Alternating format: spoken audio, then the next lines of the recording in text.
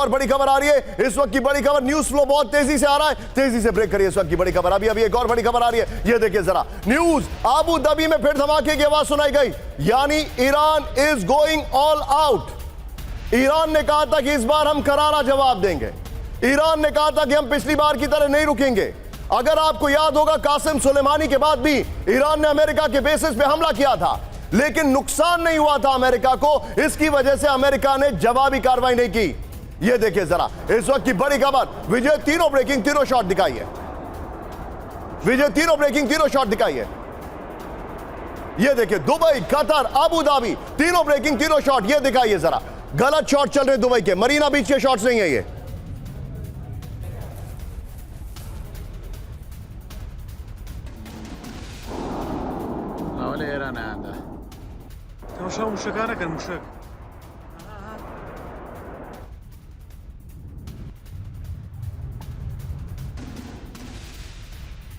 आ रही है, सीधा आइए, हमारी टीम बहुत तेजी से न्यूज फ्लो आपके सामने लेके आई है। ब्रेक करिए जरा, एक और बड़ी खबर, सीधा आइए, ये इस वक्त की बड़ी खबर आपके सामने आ रही है।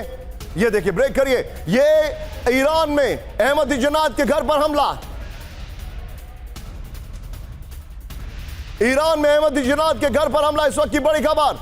अहमदीनेजाद, याद होगा आपको, ईरान में अहमदीनेजाद के घर पे हमला। Back to Deepak sir. Deepak sir, Vijay तीनों ब्रेकिंग, तीनों शॉट लीजिए, और मैं चाहूंगा दुबई और कतर जरूर लीजिएगा अहमदीनेजाद के साथ। सीधा आइए दीपक सर के पास। दीपक सर, मुझे ऐसा लग रहा है ये अहमदीनेजाद के घर की तस्वीरें हैं। सर मैं आपको थोड़ा सा रोक रहा हूं। अहमदीनेजाद, अगर आपको याद होगा, इनका बहुत बड़ा रोल रहा था। एक बार अहमदीनेजाद, आपको याद होगा, ये चुनाव भी लड़ चुके हैं अगर मैं गलत नहीं हूं तो। Sir I am coming back to you. Deepak sir, I am sorry sir, news flow बहुत ज्यादा, इसलिए बीच बीच में रोकने के लिए मैं माफी चाहूंगा सभी गेस्ट के। सर लेकिन मुझे ऐसा लग रहा है कि ईरान इस बार रुकने वाला नहीं है। ईरान पिटेगा बुरी तरह से, सारा मिडिल ईस्ट उसके बरखलाफ हो गया है।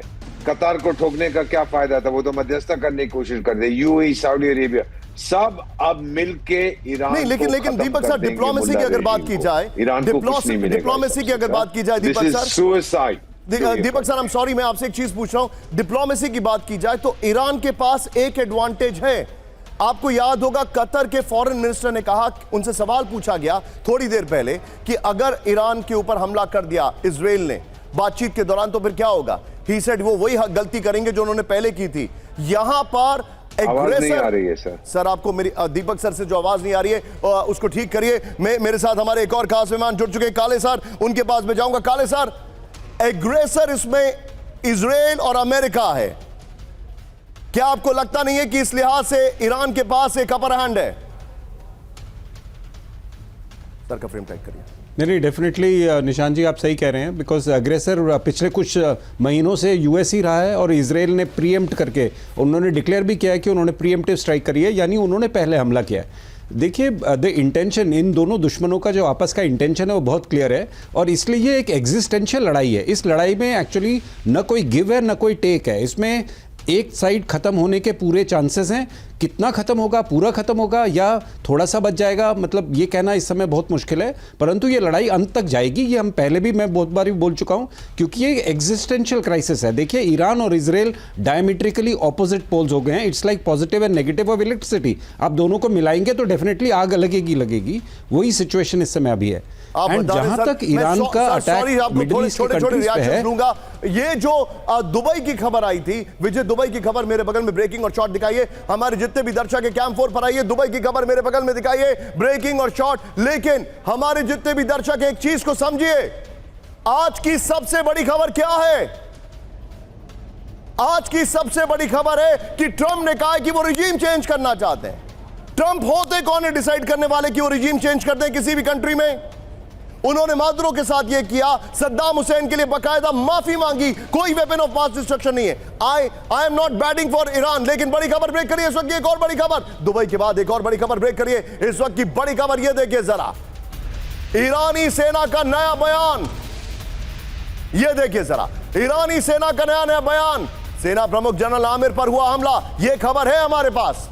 मैं कहूंगा इस खबर को ऊपर लेकर आइए, यह खबर है हमारे पास। सेना प्रमुख आमिर पर हमला हुआ, सेना प्रमुख पूरी तरह सुरक्षित हैं। ये बहुत बड़ी खबर है। कहां कहां उन्होंने हमला किया, किन किन इलाकों पे हमला किया, ये इस वक्त की बड़ी खबर में दिखा रहा हूं।